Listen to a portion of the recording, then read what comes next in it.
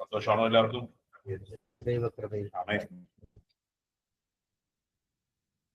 Richard Burton എന്നൊരു പ്രസിദ്ധനായ Hollywood നടനുണ്ട്, കേട്ടിട്ടുണ്ട്? ലോകമടക്കി വാണ ഹോളിവുഡ് നടന്മാരിൽ ഒരാളാണ്. അദ്ദേഹം ഗ്ലോബൽ ഗോൾഡൻ ഗ്ലോബ്, ഓസ്കാർ അവാർഡുകളൊക്കെ വാങ്ങിയിട്ടുള്ള വ്യക്തിയാണ്. ഒരിക്കൽ അദ്ദേഹത്തിന്റെ പഴയ ഇടവകയിലെ ഒരു സ്വീകരണം നൽകുവാനായിട്ട് അദ്ദേഹത്തെ വിളിച്ചു. അദ്ദേഹത്തിന്റെ വാക്ചാതുര്യത്തിന് വളരെ പ്രസിദ്ധനായ വ്യക്തിയാണ്. ഡയലോഗ് പ്രസന്റേഷന് വളരെ പ്രസിദ്ധനായ വ്യക്തിയാണ് റിച്ചാർഡ് ബർട്ടൺ.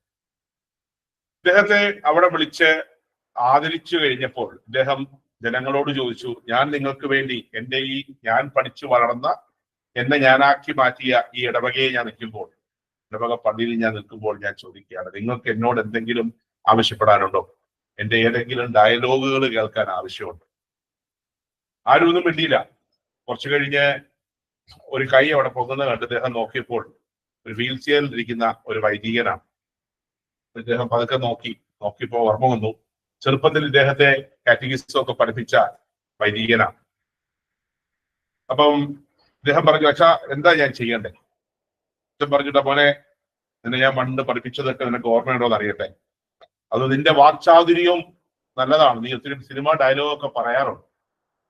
സങ്കീർത്തനം 23 ഞാൻ നിന്നെ പഠിപ്പിച്ചത് ഓർമ്മയുണ്ടെങ്കിൽ നിന്റെ ഈ പുതിയ രീതിയിലൊന്ന് പറയാമോ എന്ന് ചോദിച്ചു. അച്ഛാ, എനിക്ക് ഓർമ്മയുണ്ട്, ഞാൻ ഇവിടെ പോയാൽ അച്ഛൻ പഠിപ്പിച്ചതൊക്കെ എന്റെ മനസ്സിലുണ്ട്, ഞാൻ പറയാം. അദ്ദേഹം അവിടെ നിന്ന് പക്ഷെ ഒരു കാര്യം പറഞ്ഞു തിരിച്ച്, ഞാൻ പറയാം, പക്ഷെ ഞാൻ പറഞ്ഞു കഴിയുമ്പോൾ അച്ഛനും അത് ഇവിടെ ആവർത്തിക്കണം, പണ്ട് എന്നെ പഠിപ്പിച്ചത്. ശരി, ഇദ്ദേഹം അത് പറഞ്ഞു. അദ്ദേഹത്തിന്റെ വാക്ചാതുര്യത്തിൽ പറഞ്ഞു കഴിഞ്ഞപ്പോൾ അവിടെ ഇരുന്ന ജനങ്ങളെല്ലാം ഭയങ്കര ഹർഷാരവമാണ്. കാരണം അദ്ദേഹം അത് പറഞ്ഞ രീതി അദ്ദേഹത്തിന് വളരെ കയ്യടി വന്നു. അച്ഛൻ വീൽ ചെയറിലെ സ്റ്റേജിലേക്ക് കടന്നു വന്നു. അച്ഛൻ അവിടെ നിന്ന് വീണ്ടും സങ്കീർത്തനം 23 ചൊല്ലി. അച്ഛൻ സങ്കീർത്തനം 23 ചൊല്ലിക്കഴിഞ്ഞപ്പോൾ കൈയടിക്കാൻ ആരും ഉണ്ടായിരുന്നു. ഒരു മൂകതയായിരുന്നു. റിച്ചാർഡ് ഉൾപ്പെടെയുള്ളവർ കൈയടിക്കുന്നതിന് പകരം കരയുകയായി. റിച്ചാർഡ് പറഞ്ഞു, എനിക്ക് സങ്കീർത്തനം 23 ചൊല്ലാൻ അറിയാം, അച്ഛന് ഇടയനെ അറിയാം. Hallelujah, hallelujah. അച്ഛന് ആ സങ്കീർത്തനത്തിൽ പറയുന്ന ഇടയനെ അറിയാം. പ്രിയപ്പെട്ടവരെ, ഇന്ന് നമ്മള് നല്ല ഇടയന്റെ ആഴ്ച ആഘോഷിക്കും. നമ്മൾ ഓരോരുത്തരും ഇന്ന് എവിടെ നിൽക്കുന്നു നമ്മൾ ചിന്തിക്കുക. ഇടയനെ കുറിച്ച് പറയുമ്പോൾ നമ്മുടെ കണ്ണുകളിൽ കണ്ണുനീരും. കാരണം നമുക്ക് വേണ്ടി ജീവൻ അർപ്പിച്ച, നമുക്ക് വേണ്ടി സ്വയം ഇല്ലാതായി മാറിയ ഒരു ഇടയന്റെ ആഴ്ച, നല്ല ഇടയന്റെ ആഴ്ചയെ നമ്മൾ ഇന്ന് ആഘോഷിക്കുക.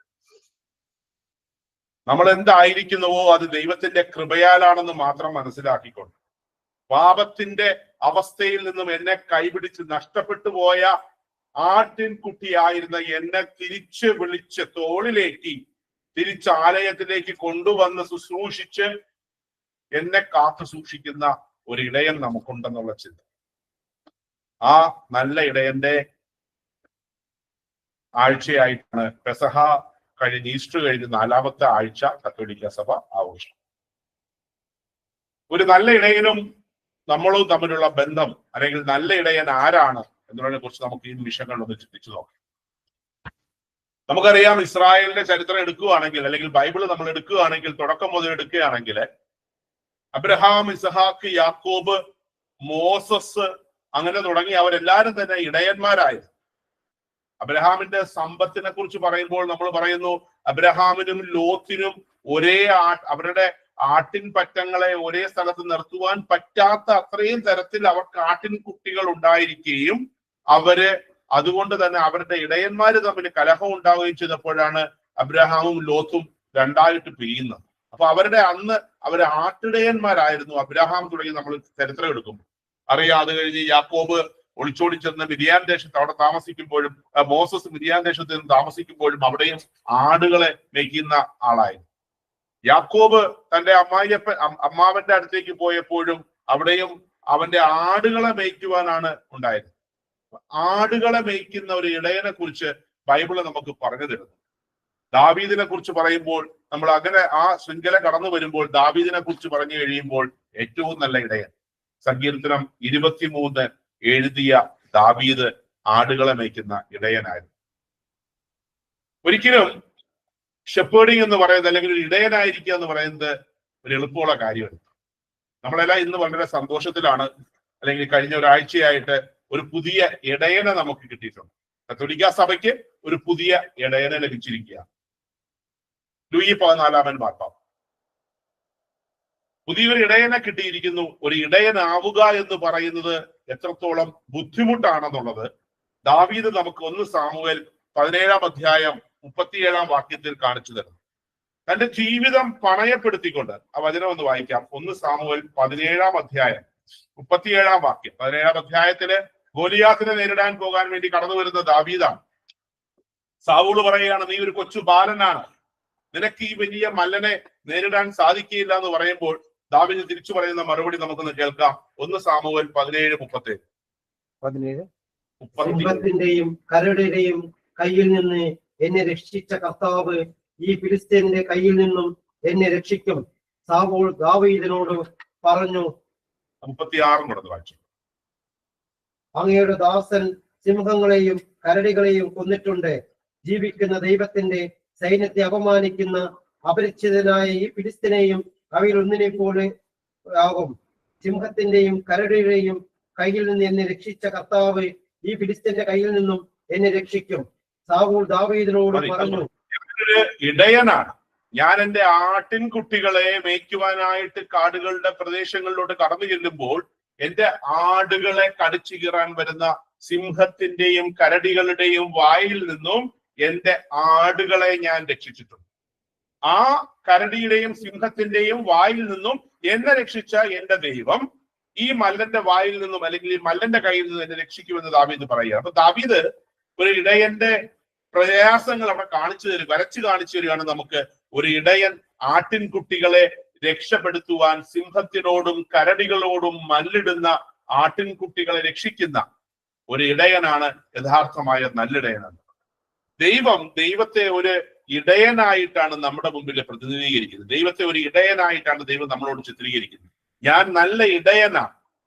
എനിക്ക് എന്റെ ഓർമ്മ, ഞങ്ങളുടെ വീട്ടിൽ എന്റെ ചെറുപ്പകാലത്ത് ഞങ്ങളുടെ വീട്ടിലെ ഒരു ഏറ്റവും വലിയ ഫോട്ടോ എന്ന് പറയുന്നത് ഒരു നല്ലിടയന്റെ ചിത്രമായിരുന്നു. യേശു ഒരു വടിയും കയ്യിൽ വെച്ച് ആ കുഞ്ഞാടിന്റെ തോളത്തും വെച്ച് നിൽക്കുന്ന ആ ഒരു ഇമേജ് ഒരിക്കലും എന്റെ മനസ്സൊന്ന് മാറാത്ത രീതിയിൽ നിൽക്കുന്നത്. കാരണം അന്ന് മുതൽ തന്നെ യേശു എന്നൊരു ഇടയൻ നമുക്കുണ്ട്.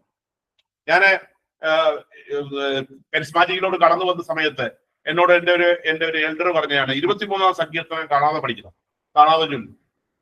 എല്ലാ ദിവസവും രാവിലെ നീ എഴുന്നേൽക്കുമ്പോൾ ആദ്യമായിട്ട് കാല് താഴെ വെക്കുന്നതിന് മുമ്പ് കട്ടിലിൽ നിന്ന് ഈ സങ്കീർത്തനം നീ ചൊല്ലണം.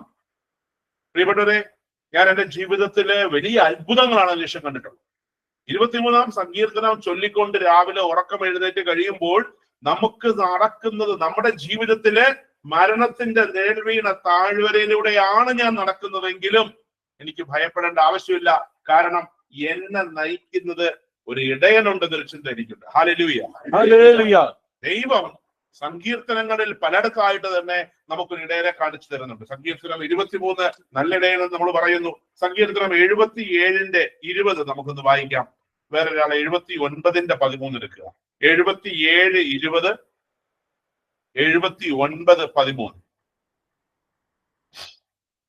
മോശയുടെയും അഹരോന്റെയും നേതൃത്വത്തിൽ അങ്ങയുടെ ജനത്തെ ഒരു ആട്ടിൻകൂട്ടത്തെ എന്ന പോലെ അങ്ങ് നയിച്ചു.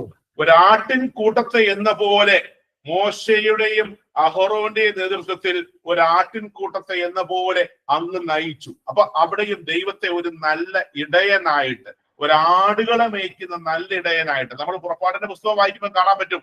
40 വർഷം കഴിഞ്ഞിട്ടും അവരുടെ ചെരുപ്പുകൾ തേഞ്ഞു പോയതോ അവരുടെ വസ്ത്രം പഴകിപ്പോയതോ ഇല്ല എന്ന് ബൈബിള് പറയുകയാണ്. 40 വർഷം അവർക്ക് ഒന്നിനും കുറവുണ്ടാകാതെ അവരെ നടത്തിയ ഒരു നല്ല ഇടയനെയാണ് ദൈവം നമുക്ക് കാണിച്ചു തരുന്നത്. സങ്കീർത്തനം 79:13. സങ്കീർത്തനം 79:13. അപ്പോൾ അങ്ങയുടെ ജനമായ ഞങ്ങൾ അങ്ങയുടെ മേച്ചിൽപ്പുറങ്ങളിലെ ആടുകൾ എന്നേക്കും അങ്ങേക്ക് കൃതജ്ഞത അർപ്പിക്കും. തലമുറകളോളം ഞങ്ങൾ അങ്ങയുടെ സ്തുതികൾ ആലപിക്കും. അവിടെയും അങ്ങയുടെ മേച്ചിൽപ്പുറത്തെ ആടുകളായ ഞങ്ങൾ, പ്രിയപ്പെട്ടവരെ, നമ്മളെല്ലാം ഈ പഴയ നിയമത്തിൽ തന്നെ ആട്ടിൻകുട്ടികളായിട്ടും ദൈവം ഒരു ഇടയനായിട്ടും ചിത്രീകരിക്കുന്ന ഭാഗങ്ങളെ കാണിക്കാനാണ് ഇത് വായിക്കുന്നത്. സങ്കീർത്തനം 80 ഒന്നും കൂടെ ഒന്ന് വായിക്കണം. 80 1. ഇസ്രായേലിന്റെ ഇടയനെ, ആട്ടിൻകൂട്ടത്തെ പോലെ ജോസഫിനെ നയിക്കുന്നവനെ ചെവിക്കൊള്ളണമേ. ഇസ്രായേലിന്റെ ഇടയനെ, ആട്ടിൻകൂട്ടത്തെ പോലെ ജോസഫിനെ നയിക്കുന്നവനെ ചെവിക്കൊള്ളണമേ. അപ്പൊ നമ്മൾ പ്രാർത്ഥിക്കുമ്പോൾ തന്നെ പ്രാർത്ഥിക്കുന്നത് എന്റെ ഇടയനായ ദൈവമേ എന്നാണ്. ഞാനൊരു ആട്ടിൻകുട്ടിയാണ്, എന്റെ ഇടയനായ ദൈവമേ എന്നെ കാത്തുകൊള്ളണം. നമുക്ക് ലോസ്റ്റ് ഷീപ്പിന്റെ ഒരു ഉപമ ദൈവം പറയുന്നുണ്ട്. 99 കുഞ്ഞാടുകൾ, 99 ആടുകളെ അവിടെ വിട്ടിട്ട് ഒരു ആട്ടിൻകുട്ടിയെ തേടി പോകുന്നവൻ. നമ്മളൊന്ന് ചിന്തിക്കുക, ഇന്നത്തെ നമ്മുടെ ഒരു സാഹചര്യത്തിൽ നമ്മളത് ചെയ്യും. നമുക്ക് 99 ആടുകളെ, 99 എന്തെങ്കിലും ഒരു സമ്പത്ത് ഇവിടെ ഇരിക്കുമ്പോൾ നഷ്ടപ്പെട്ടു പോയ ഒന്നിനെ നമ്മൾ എടുക്കാൻ വേണ്ടി ഈ 99 വിട്ടിട്ട് പോകുമോ എന്ന് ചോദിച്ചാൽ ഒരു ബിസിനസ് മൈൻഡഡ് പേഴ്സൺ ഒരിക്കലും ചെയ്യുന്നില്ല. കാരണം ഈ 99 വിട്ടിട്ട് ഒരെണ്ണത്തെ തേടി പോകുമ്പോൾ ഇതിന്ന് 1, 2, 3 നഷ്ടപ്പെടാനുള്ള സാധ്യത വീണ്ടും ഉണ്ട്. പക്ഷെ ദൈവം പറയുന്നു, ഈ 99 എണ്ണത്തിനെയും വിട്ടിട്ട് നഷ്ടപ്പെട്ടു പോയതിന്, ഈ നഷ്ടപ്പെട്ടു പോയതിനെ അന്വേഷിച്ച് കണ്ടെത്തുമ്പോൾ അതിന് മുറിവുണ്ടാകാം. ചിലപ്പോ അതിനെ ആരെങ്കിലും ഒക്കെ കഴിച്ച് ചീന്തി ഇട്ടേക്കുന്നതായിരിക്കാം. പക്ഷെ ഇനി അതിനെ കൊണ്ട് എനിക്കൊരു ഗുണമില്ലാത്തതായിരിക്കാം. ഒരു ഗുണവും ഇല്ലാത്തതായിരിക്കാൻ സാധ്യതയുള്ള നഷ്ടപ്പെട്ടു പോയ കുഞ്ഞാടിനെ തേടിപ്പോകുന്ന ഒരു ദൈവത്തെയാണ് ദൈവം നമുക്ക് ആട്ടിൻകൂട്ടത്തിന്റെ ഉപമയിലൂടെ, കറഞ്ഞുപോയ ആട്ടിൻകുട്ടിയുടെ ഉപമയിലൂടെ പറഞ്ഞു തരുന്നത്. നമ്മളെല്ലാം ഇതുപോലെ നഷ്ടപ്പെട്ടു പോയവരാണ്. എവിടെയെല്ലാമോ നഷ്ടപ്പെട്ട് വീണുപോയ നമ്മളെ ദൈവം ചില പ്രത്യേക രീതികളിലൂടെ കണ്ടെത്തി അവന്റെ ആലയത്തിലേക്ക് തിരിച്ചു കൊണ്ടുവന്ന് അവന്റെ ആട്ടിൻകുട്ടികളോട് ചേർത്ത് നിർത്തി നമ്മളെ പോഷിപ്പിക്കുകയാണ്. Hallelujah, hallelujah. നമ്മൾ ഓരോരുത്തരും വീണുപോയ ആട്ടിൻകുട്ടികളാണ്, നഷ്ടപ്പെട്ടു പോയ ആട്ടിൻകുട്ടികളാണ്. ഒരു ഇടയൻ നമുക്കുള്ളത് കൊണ്ടാണ് അവന്റെ ജീവിതം പണയം വെച്ചും അവന്റെ ജീവിതം നഷ്ടപ്പെടുത്തിയും നമ്മളെ വീണ്ടെടുക്കുവാൻ സ്വർഗത്തിൽ നിന്ന് ഇറങ്ങി വന്ന ദൈവമാകുന്ന യേശു ക്രിസ്തു അവന്റെ ജീവിതത്തെ ഒട്ടും വില കൊടുക്കാതെ നമ്മളുടെ ജീവിതത്തിലേക്ക്, അത് ചിലപ്പോൾ പല ദണ്ഡനങ്ങൾ ഉപയോഗിച്ചായിരിക്കാം, പല പല പ്രയാസങ്ങളിലൂടെ ആയിരിക്കും നമ്മളെ വീണ്ടെടുക്കുന്നത്. പക്ഷേ നമ്മളെ വീണ്ടെടുക്കുക എന്നുള്ളത് അവന്റെ ആവശ്യമായത് കാരണം നമ്മൾ എവിടെ വീഴുന്നോ ആ വീഴ്ചയിൽ നിന്ന് നമ്മളെ കരകയറ്റുവാൻ ദൈവത്തിന് സാധിക്കും. Hallelujah, hallelujah. ഇടയൻ എന്നുള്ള രീതിയിൽ ഒരു 3 മിനിസ്ട്രികളാണ് ദൈവം നമുക്ക് പരിചയപ്പെടുത്തരുത്. ഒന്ന്, good shepherd dies for the sheep. നല്ലിടയൻ അവന്റെ ആട്ടിൻകുട്ടികൾക്ക് വേണ്ടി മരിക്കുവാൻ തയ്യാറാണ്, അവൻ ജീവൻ നഷ്ടപ്പെടുത്തും. യോഹന്നാന്റെ സുവിശേഷം 10-ാം അധ്യായം 11-ാം വാക്യം നമുക്കൊന്ന് വായിക്കാം. യോഹന്നാന്റെ സുവിശേഷം 10-ാം അധ്യായം 11-ാം വാക്യം. ഞാൻ നല്ല ഇടയനാണ്, നല്ല ഇടയൻ ആടുകൾക്ക് വേണ്ടി ജീവൻ അർപ്പിക്കുന്നു. ഞാൻ നല്ല ഇടയനാണ്, നല്ല ഇടയൻ ആടുകൾക്ക് വേണ്ടി ജീവൻ നഷ്ടപ്പെടുത്തുന്നു, അല്ലെങ്കിൽ ജീവൻ ത്യജിക്കുന്നു. അപ്പൊ ദൈവം സ്വയം പറയാണ്, I am the good shepherd. ഞാൻ നിങ്ങൾക്ക് വേണ്ടി ജീവൻ നൽകുവാനായിട്ട് വന്നവനാണ്. ജീവൻ നൽകുവാനും അത് സമൃദ്ധിയായി ഉണ്ടാകുവാനും. യോഹന്നാൻ 10:10 പറയാണ്, ഞാൻ ജീവൻ നൽകുവാനും അത് സമൃദ്ധിയായി ഉണ്ടാകുവാനും. വെറുതെ കുറച്ചൊന്നുമല്ല. നമുക്കൊക്കെ ഞാൻ പലപ്പോഴും പറഞ്ഞിട്ടുണ്ട്, നമ്മുടെ ആരെങ്കിലും സുഖമാണെന്ന് വെച്ചാൽ ഇങ്ങനെയൊക്കെ പോകുന്നു. ഇതാണ് നമ്മുടെ ഒരു സാധാരണ ഒരു ക്രിസ്ത്യാനിയുടെ മറുപടി. പക്ഷേ ഇല്ല, ഞാൻ അനുഗ്രഹപ്പെട്ടിരിക്കുന്നു എന്ന് പറയാൻ നമ്മളെ കൊണ്ട് എത്ര പേർക്ക് സാധിക്കും? ദൈവം വന്നേക്കുന്നത് ഇങ്ങനെയൊക്കെ അങ്ങ് പോകാനല്ല, സമൃദ്ധമായിട്ട് നമ്മളെ അനുഗ്രഹിക്കാനാണ്. അത് നമ്മുടെ നാവിന് തന്നെയാണുള്ളത്. ദൈവകൃപയാൽ ഞാൻ അനുഗ്രഹപ്പെട്ടിരിക്കുന്നു, ഐ ആം ബ്ലെസ്സഡ് എന്ന് പറയാൻ നമുക്ക് സാധിക്കണം. കാര്യം ദൈവത്തിന് നമ്മളെ കുറിച്ചുള്ള ഉദ്ദേശം അതാണ്. അതിനു വേണ്ടിയിട്ടാണ് അവൻ മരിച്ചത്. എന്ത് പ്രയാസങ്ങൾ ഉണ്ടായിക്കോട്ടെ, എന്ത് പ്രശ്നങ്ങൾ ഉണ്ടായിക്കോട്ടെ, ഹോപ്പ് എന്ന് പറയുന്ന കാര്യം, ഹോപ്പ് നമുക്കുണ്ടാവും. പ്രത്യാശ നിരാശരാക്കുന്നില്ല. നമ്മളെ വചനം പറയുകയാണ്, പ്രത്യാശ നിങ്ങളെ നിരാശരാക്കുന്നില്ല. ഈ വർഷം നമ്മൾ ജൂബിലി വർഷം, hope, the year of jubilee of hope എന്നാണ് പോപ്പ് ഫ്രാൻസിസ് തന്നെ പേരിട്ടത്. ഈ ജൂബിലി ഓഫ് ഹോപ്പ് നമ്മൾ ആഘോഷിക്കാൻ കാരണം വളരെ മാത്രം പ്രയാസങ്ങളിലൂടെയും പ്രശ്നങ്ങളിലൂടെയും കടന്നു പോകുന്ന ജനങ്ങൾക്ക് ഹോപ്പ് ഉണ്ടാകുവാനാണ്. ഹോപ്പ് എന്ന് പറയുന്നത് വെറുതെ ഒരു ഒരു പോസിറ്റീവ് ഫീലിംഗ് മാത്രമല്ല. ആ ഹോപ്പ് ദൈവത്തിലാണെന്നുണ്ടെങ്കിൽ, നേരത്തെ ബ്രദർ പറയുന്നത് കേട്ടു, മക്കളോട് പഠിക്കാൻ പറയുന്നതിന് സമയത്ത് പ്രാർത്ഥിക്കാൻ പറയുന്നത്. ഇതൊന്നും 1, 2, 10, 50 ഇൻസിഡൻസ് ഒന്നുമല്ല. നമുക്കറിയാവുന്ന എത്രയോ കുടുംബങ്ങളിലാണ് ഇത് മാറ്റം ഉണ്ടായത്. പണ്ടിവിടെ എന്റെ കൂടെ ശുശ്രൂഷ ചെയ്തുകൊണ്ടിരുന്ന ഒരു സിസ്റ്റർ ഉണ്ട്, മരീന സിസ്റ്റർ. സിസ്റ്ററിന്റെ 3 മക്കള് പഠിക്കുവാൻ വളരെ മോശമാണ്. അവർ എത്രമാത്രം പഠിച്ചാലും അവർക്കൊന്നും തലയിൽ കയറുന്നില്ല. സിസ്റ്റർ അവസാനം വൈകുന്നേരം ഈ പിള്ളേരടുത്ത് പറഞ്ഞു, നിങ്ങൾ ഇപ്പം വൈകുന്നേരം ഒരു കാര്യം ചെയ്ത് നിങ്ങൾ പഠിക്കണ്ട, നിങ്ങൾ ഒരു 6 മണി തൊട്ട് ഒരു 7 മണി വരെ നിങ്ങൾ ആരാധന നടത്തുക, നിങ്ങൾ പാട്ട് പാടുക, നിങ്ങൾ ദൈവത്തെ സ്തുതിക്കുക, നിങ്ങൾ അത് ചെയ്യും. പ്രിയപ്പെട്ടവരെ, ആ മക്കള് അത് കഴിഞ്ഞ് പിന്നീട് അങ്ങോട്ടുള്ള ജീവിതത്തിൽ അവർ എങ്ങനെയാണ് പഠിച്ചതെന്നോ അവരെങ്ങനെ ഇത്രയും ടോപ്പേഴ്സ് ആയി മാറിയെന്നോ ഇന്ന് അവര് ദൈവവചനം പ്രഘോഷിക്കുന്ന മക്കളായിട്ട് ലോകത്തിന്റെ പല ഭാഗത്ത് നിൽക്കുകയും ചെയ്യുന്നുണ്ട്, പഠിച്ച് ഉന്നത നിലയിലാവുകയും ചെയ്യും. ഇതുപോലുള്ള അനേകം ഇൻസിഡൻസ് നമുക്ക്, ഒരുപാട് ഇൻസിഡൻസ്. നമ്മുടെ മക്കളോട് നമ്മൾ പഠിക്കുന്നു പറയുന്നതിന് പകരം കുറച്ചു നേരം അവരോടൊപ്പം ഇരുന്ന് ദൈവത്തെക്കുറിച്ച് പറഞ്ഞു കൊടുക്കുകയും ദൈവത്തിന്റെ കഴിവ്, ദൈവമാണ് അവരുടെ ഇടയിലെന്ന് പറഞ്ഞു കൊടുക്കുകയും ചെയ്തു കഴിഞ്ഞാൽ അവരിൽ ഒരു മാറ്റം ഉണ്ടായി കഴിയുമ്പോൾ ഓട്ടോമാറ്റിക്കലി അവിടെ ദൈവം ഇടപെടും. പിന്നെ ദൈവത്തിന്റെ ചുമതലയാണ് അവരെ നോക്കുക എന്നുള്ളത്. കാര്യം ദൈവം ഇടയനാണെങ്കിൽ ആട്ടിൻകുട്ടികളെ നോക്കേണ്ടത് ദൈവത്തിന്റെ ചുമതലയാണ്. യോഹന്നാന്റെ 10 ദൈവം പറയുകയാണ്, ഞാൻ നിങ്ങൾക്ക് ജീവൻ നൽകാൻ വന്നവനാണ്. ആ ജീവൻ സമൃദ്ധമായി നൽകുവാനായിട്ട് സ്വന്തം ജീവനെ നമുക്ക് വേണ്ടി നൽകിയവനാണ് ദൈവം. ഒരു ആട്ടിടയൻ എപ്പോഴും തന്നെ ജീവൻ മറ്റുള്ളവർക്ക് വേണ്ടി നഷ്ടപ്പെടും, ആടുകൾക്ക് വേണ്ടി നഷ്ടപ്പെടുത്തുന്നവരാണ്. നമുക്ക് പുറപ്പാടിന്റെ പുസ്തകം 22-ാം അധ്യായം 13-ാം വാക്യം ഒന്ന് വായിക്കാം. കാരണം ഒരു ആട്ടിൻകുട്ടി നഷ്ടപ്പെട്ടു കഴിഞ്ഞാൽ അത് ഉത്തരവാദി ആരാണ്? ഒരു ആട്ടിടയന്റെ കയ്യിൽ 100 ആടുകളുണ്ടെങ്കിൽ ഈ 100 ആടുകളിൽ നിന്ന് ഒരു ആട് നഷ്ടപ്പെട്ടു കഴിഞ്ഞാൽ ഉത്തരവാദി ആരാണ്? ആട്ടിടയൻ തന്നെയാണ്. ആട്ടിടയൻ കണക്ക് പറയണം വൈകുന്നേരം വരുമ്പോൾ ഉടമസ്ഥനോട്. അതുപോലെ യേശുക്രിസ്തു ഒരു നല്ല ഇടയനായിട്ട് നമ്മളോട് കാണിക്കുമ്പോൾ നമ്മളിൽ നിന്നും യേശുക്രിസ്തുവിൽ നിന്നും നഷ്ടപ്പെട്ടു പോയ ഓരോരുത്തരോടും യേശുക്രിസ്തു പിതാവിനോട് കണക്ക് പറയണം. അത് എക്സോഡസ് 22-13 നമുക്കൊന്ന് വായിച്ചു കേൾക്കാം. വന്യമൃഗങ്ങൾ അതിനെ കടിച്ചു കീറിയെങ്കിൽ തെളിവിനായി അവശിഷ്ടങ്ങൾ ഹാജരാക്കട്ടെ. കടിച്ചു കീറപ്പെട്ടതിന് നഷ്ടപരിഹാരം ചെയ്യേണ്ടതില്ല. കടിച്ചു കീറപ്പെട്ടതിന് നഷ്ടപരിഹാരം ചെയ്യപ്പെട്ടിട്ടില്ല. പക്ഷേ അല്ലാതെ ഇവൻ വഴിയാണ്, ഇടയൻ വഴി എന്തെങ്കിലും ചെയ്തിട്ടാണ് ആ ആട്ടിൻകുട്ടി നഷ്ടപ്പെട്ടതെങ്കിൽ അതിന് നഷ്ടപരിഹാരം ചെയ്യണം. അതുപോലെ യാക്കോബ് പറയുന്ന ഒരു സെന്റൻസ് ഉണ്ട്, ഉൽപ്പത്തിയുടെ പുസ്തകം 31-ാം അധ്യായം 39-ാം വാക്യം ഒന്ന് വായിച്ചു കേൾക്കാം. ജെനസിസ് 31:39. യാക്കോബ് തന്റെ അമ്മായിയപ്പന്റെ ആടുകളെ മേയിച്ചുകൊണ്ടിരുന്ന സമയത്ത്, കാട്ടുമൃഗങ്ങൾ കടിച്ചു കയറിയവയെ ഞാൻ അങ്ങയുടെ അടുത്ത് കൊണ്ട് വന്നിട്ടില്ല, ആ നഷ്ടം ഞാൻ തന്നെ സഹിച്ചു. കാട്ടുമൃഗങ്ങൾ കടിച്ചു കീറിയതാണെന്ന് പറഞ്ഞ് ഞാൻ ഒന്നിനെയും നിന്റെ അടുത്ത് കൊണ്ടുവന്നിട്ടില്ല, അത് ഞാൻ തന്നെ സഹിച്ചു ആ നഷ്ടങ്ങള്. ഒരു മൃഗത്തെ, ഒരു ആട്ടിടയന്റെ ഉത്തരവാദിത്വമാണ് തന്റെ കൂട്ടത്തിലുള്ള തന്നെ ചുമതല ഏൽപ്പിച്ചിരിക്കുന്ന ആട്ടിൻകുട്ടികളെ ഒന്നുപോലും നഷ്ടപ്പെടുത്താതെ നോക്കുക എന്നുള്ളത്. അതിനുവേണ്ടി ജീവൻ നഷ്ടപ്പെടുത്തുവാൻ ഈ ആട്ടിടയൻ ബാധ്യസ്ഥനാണ്. ആമോസിന്റെ പുസ്തകം 3-ാം അധ്യായം 12-ാം വാക്യം അത് കൂടെ ഒന്ന് വായിച്ചില്ല.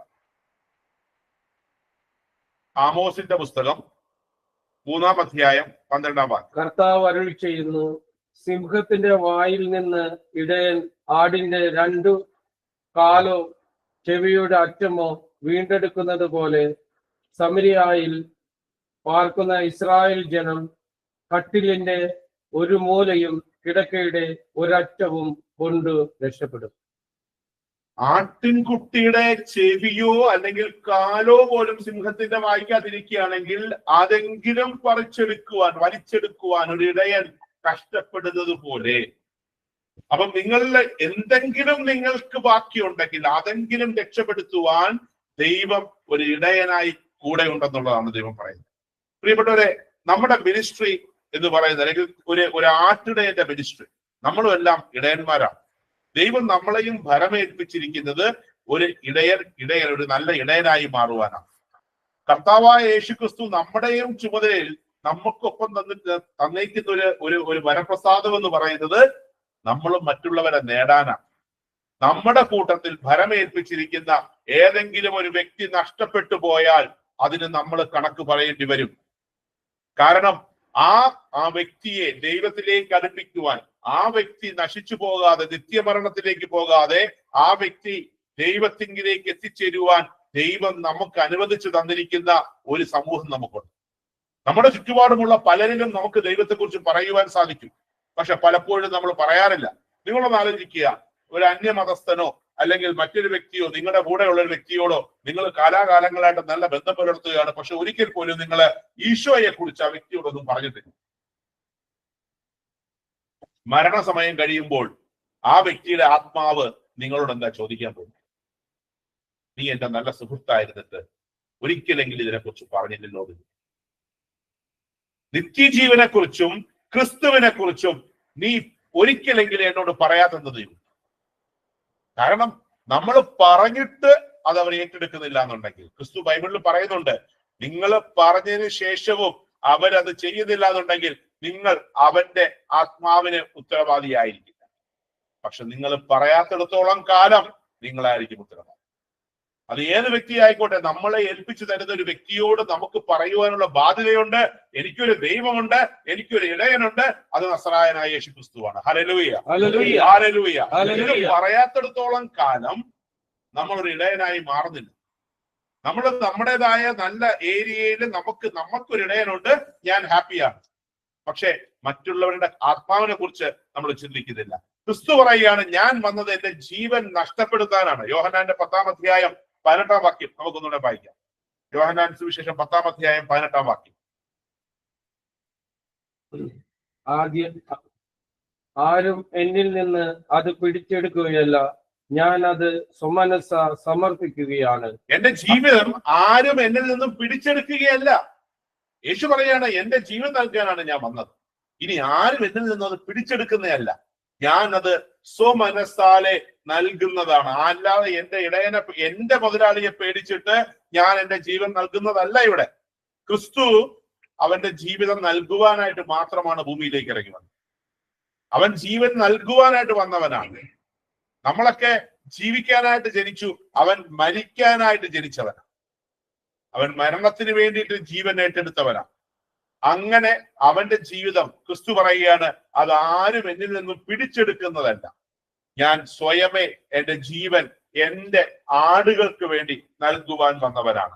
ഐശയ്യ 53:8 നമുക്കൊന്ന് വായിക്കാം. അതുപോലെ മത്തായി 1:21 മറ്റൊരാളൊന്ന് വായിക്കാൻ പറ്റുമെങ്കിൽ നല്ലതായിരിക്കും. ഐശയ്യ 53:8 പറയുന്നുണ്ട്, ഞാൻ എന്റെ ജീവിതം അറുക്കാൻ കൊണ്ടുപോകുന്ന ആടുകളെ പോലെ മർദ്ദനത്തിനും ശിക്ഷാവിധിക്കും അധീനനായി അവൻ എടുക്കപ്പെട്ടു. എന്റെ ജനത്തിന്റെ പാപം നിമിത്തമാണ് അവൻ പീഡനമേറ്റ് ജീവിക്കുന്നവരുടെ ഇടയിൽ നിന്ന് വിച്ഛേദിക്കപ്പെട്ടതെന്ന് അവന്റെ തലമുറയിൽ ആരും വിശ്വസിച്ചില്ല. അവനെ കൊന്നപ്പോൾ ആരും വിശ്വസിച്ചില്ല. അവൻ സ്വയം അത് സമർപ്പിക്കുന്നതാണ്. യഹൂദന്മാരെല്ലാം വിചാരിച്ചു, ഇവനെ നമ്മൾ ഇല്ലാതാക്കുകയാണ്, കൊല്ലുകയാണ്, ഇതോടുകൂടി തീരും.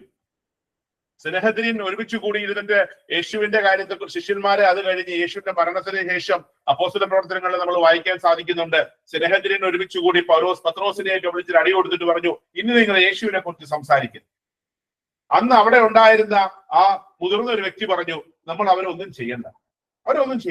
ഇത് മാനുഷികമായിട്ടാണെന്നുണ്ടെങ്കിൽ ഇതിനു മുമ്പും പലരും വന്നിട്ടുണ്ട്, മുമ്പും പലരും ദൈവമാണെന്ന് പറഞ്ഞ് വന്നിട്ടുണ്ട്, അതൊക്കെ ഇന്ന് നശിച്ചുപോയി. അതുപോലെ ഇത് മാനുഷികമായിട്ടാണുള്ളതാണെങ്കിൽ ഇതിവിടെ നശിക്കും.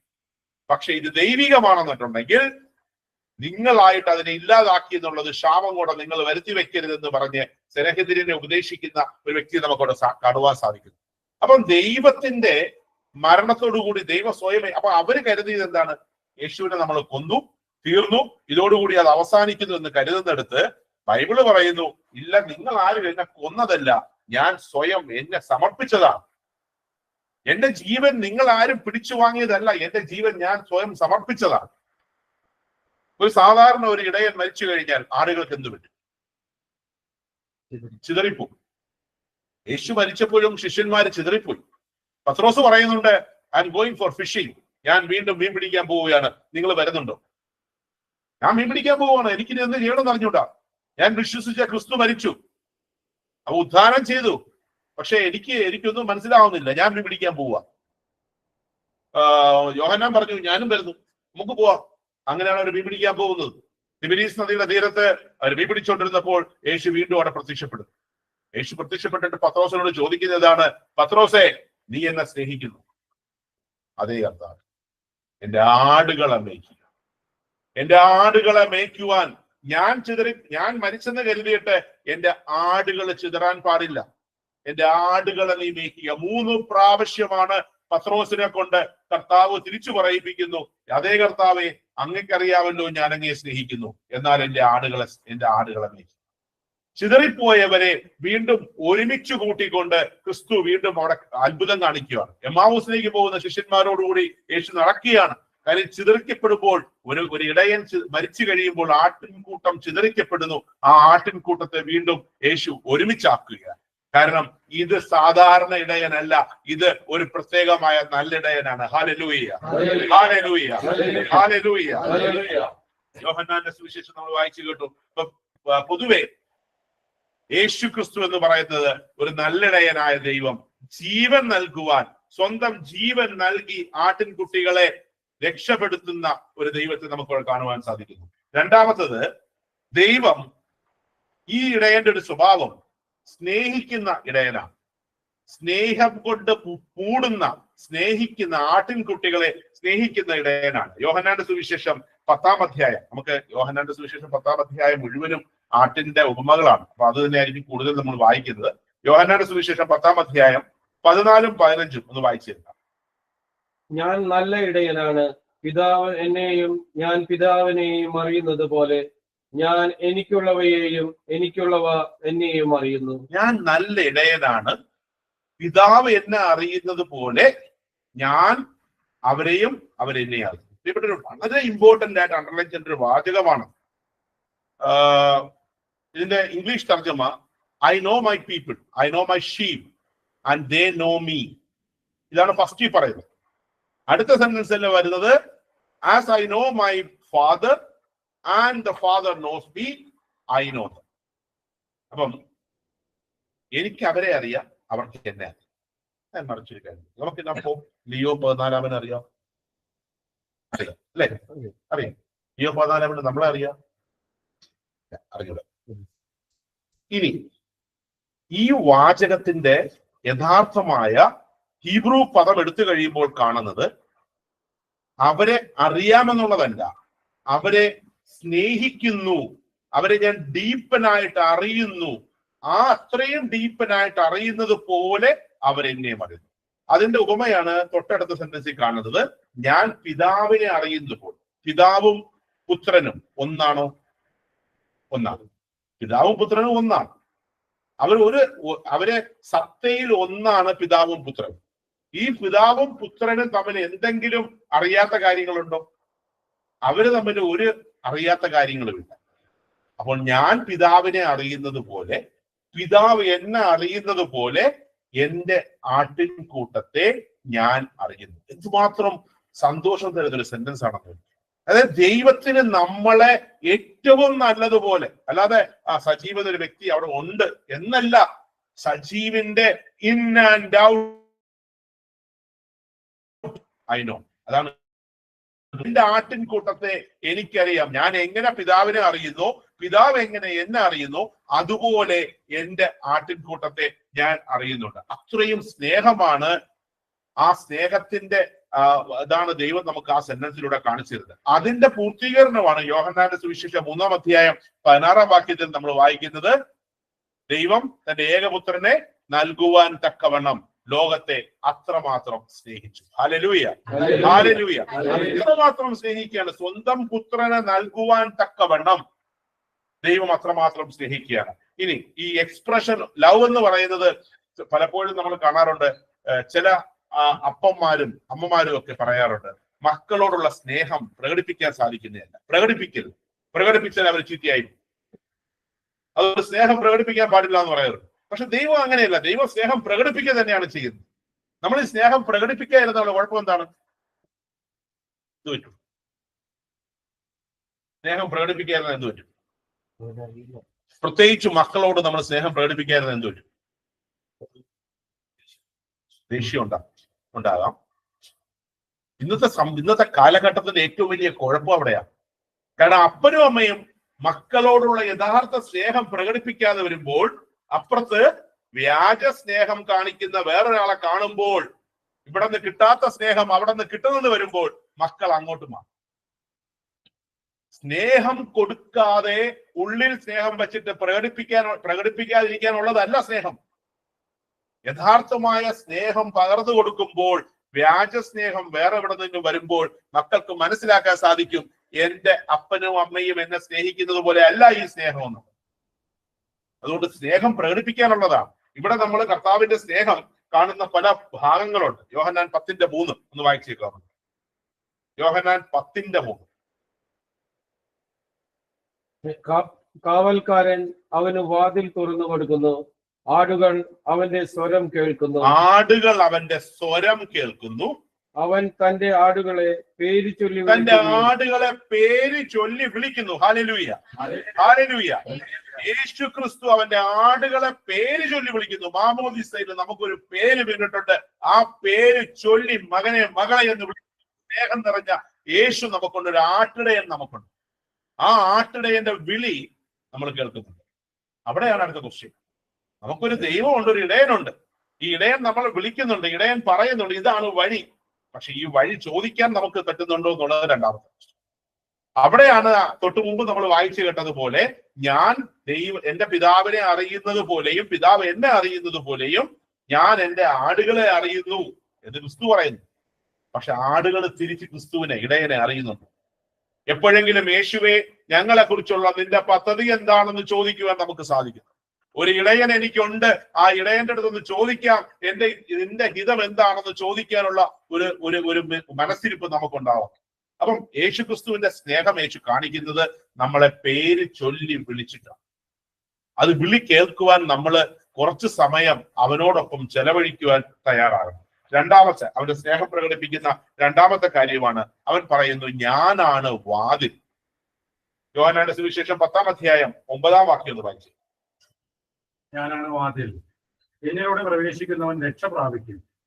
അവൻ അകത്തു വരികയും പുറത്തു പോവുകയും മേച്ചിൽ സ്ഥലം കണ്ടെത്തുകയും ചെയ്യും. ഞാനാണ് വാതിൽ, എന്നിലൂടെ പ്രവേശിക്കുന്നവൻ രക്ഷ പ്രാപിക്കും.